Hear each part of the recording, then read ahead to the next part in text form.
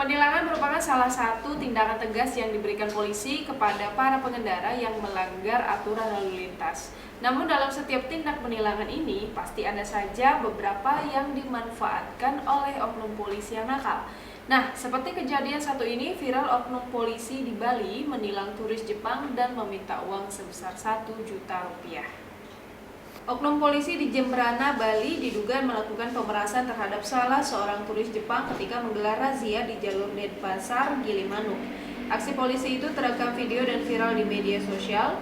Kapolres Jembrana turun tangan untuk menyelidiki kasus yang rupanya melibatkan anggotanya tersebut. Ia berjanji akan memproses hukum jika anggotanya memang terbukti bersalah. Berikut sederet fakta mengenai kasus oknum polisi diduga memeras seorang turis Jepang.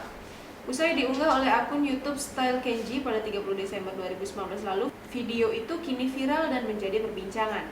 Video itu merekam aksi seorang polisi lalu lintas yang tampak memberhentikan turis Jepang.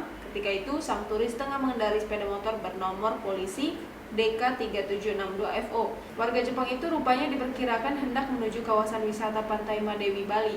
Meski surat-surat kendaraan dalam kondisi lengkap, namun polisi tetap memberlakukan denda atau penalti pada turis itu. Alasannya, lampu bagian depan motor tak menyala, SIM dan STNK tak ada masalah, kata polisi dalam bahasa Inggris, namun ia kemudian menunjuk lampu bagian depan sepeda motor. Turis Jepang itu sempat mengeluarkan uang sebesar Rp100.000, tetapi polisi menolak. Hingga akhirnya turis memberikan uang Rp900.000. Polisi menerimanya dan meminta sang turis melanjutkan perjalanannya. Rupanya turis tersebut diam-diam merekam aksi polisi lalu lintas itu. Menyusul viralnya video tersebut, Polres Jembrana langsung menyelidiki kasus. Kapolres Jembrana, AKBP Ketut Gede Adi Wibawa mengakui polisi dalam video tersebut adalah anggotanya.